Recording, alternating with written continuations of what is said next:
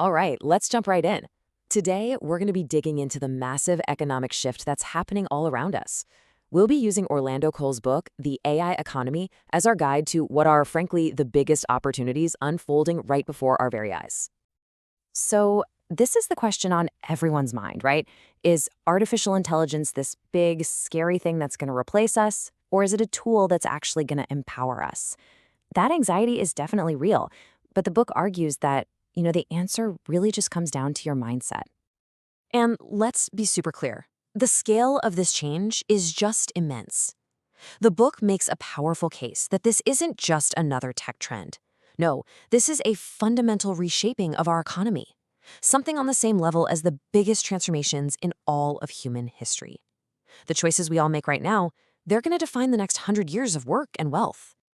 Okay, so let's dive into what this new economic era really looks like. And to get a handle on what's happening now, we kind of have to look back at the other major shifts that brought us to this point. Every few generations, some new technology comes along that just completely rewrites the rules. The printing press, it put knowledge in everyone's hands. The Industrial Revolution gave us machines to do the heavy lifting. The digital revolution connected all of us, all over the globe.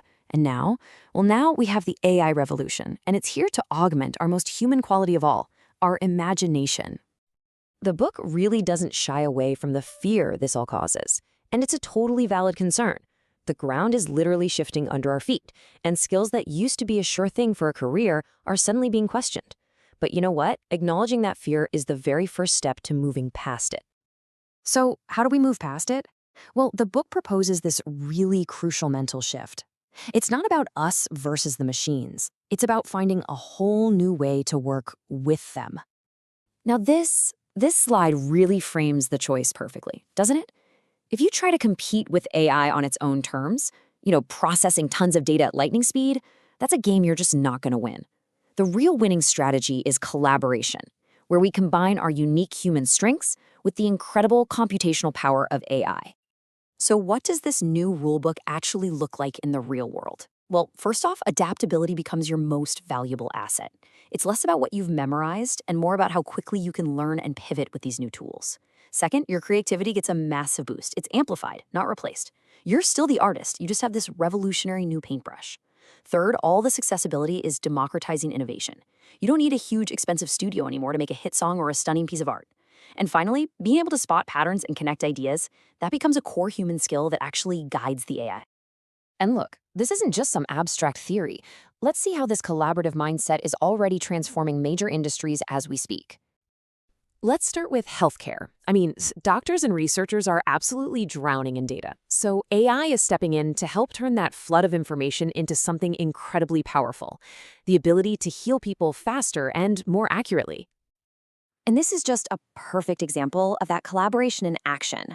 When human radiologists team up with AI, their accuracy in diagnosing improves dramatically. Why? Because the machine is incredible at spotting tiny, subtle patterns in scans that a human might miss, while the human expert provides the crucial context and judgment. Together, they can do what neither one could possibly do alone. This quote from the book just nails it. This isn't about machines taking over medicine. It's about intelligence, both human and artificial, working together, becoming our greatest weapon in the fight against disease. Okay, but what about the fields we think of as uniquely human, like art and music? Well, even here, AI isn't a replacement. It's more like a revolutionary new instrument. Just think about this for a second. To be a top-tier digital artist or a composer used to require years of mastering really complex software or music theory. Today, the number one skill is vision. If you can imagine it, if you can describe it clearly in a prompt, AI tools can help you bring that vision to life. It's breaking down barriers that kept so many people from ever getting to express themselves. In other words, the artist is still the one telling the story. The machine is just a new kind of paintbrush or a new kind of piano. It's a tool that empowers the creator to work faster, to experiment more boldly, and to focus on the absolute core of all art, the idea itself. So this brings us to what is maybe the most important part of this whole equation. In a world full of artificial intelligence, what is it that makes us humans irreplaceable? And this right here, this is the heart and soul of the book's message. An AI can analyze, it can calculate, it can predict things based on all the data it's been given. But you know what it can't do? It can't dream up a new future. It can't feel empathy. It can't ask that crucial question, what if? That remains our unique and our most valuable contribution. Okay, so knowing all of this, how do you actually position yourself, not just to survive in this new era, but to really truly thrive in it? Well, the book lays out a really clear path. Step 1, you have to replace that fear with curiosity and understanding. Just learn how these tools work.